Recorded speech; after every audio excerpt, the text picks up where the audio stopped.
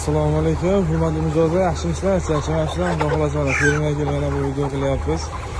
Bugun tovuqlarimiz 45 kunlik bo'ldi. Xudo xolasa bular 1-2 kunda ketadi. Kiloy vazni 4,5 kilo, 5 kiloga yaqin. Oldingi videomiz bilan solishtirsanglar bo'ladi. Bular kundan kunga o'zgaradi.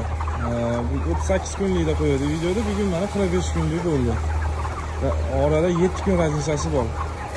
Mana qanchalik o'zgargan o'sha videoda ham bilinadi. Bemalol tovuqga oid videolar qo'yib boramiz. Kimda kim tirik tovuq kerak bo'lsa, o'zi so'ymoqchi bo'lgan bo'lsa, va xolasa tirigicha ham sotaveramiz.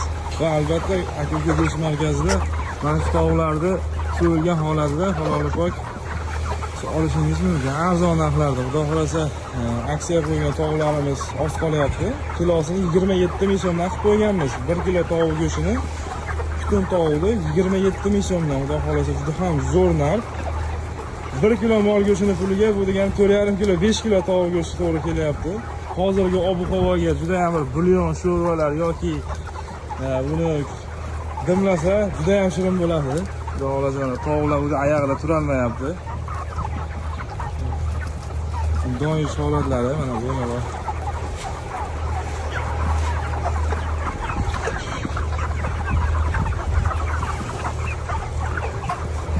Aka-uka go'sht markazida qolamiz, bemalol kelib xarid qilishingiz mumkin. 1 kilo tovuq go'shtini 27 ming so'mdan aksiyaga qo'yganmiz, 500 kilo. Oz qoldi, xudo xolasa bemalol kelaverasizlar.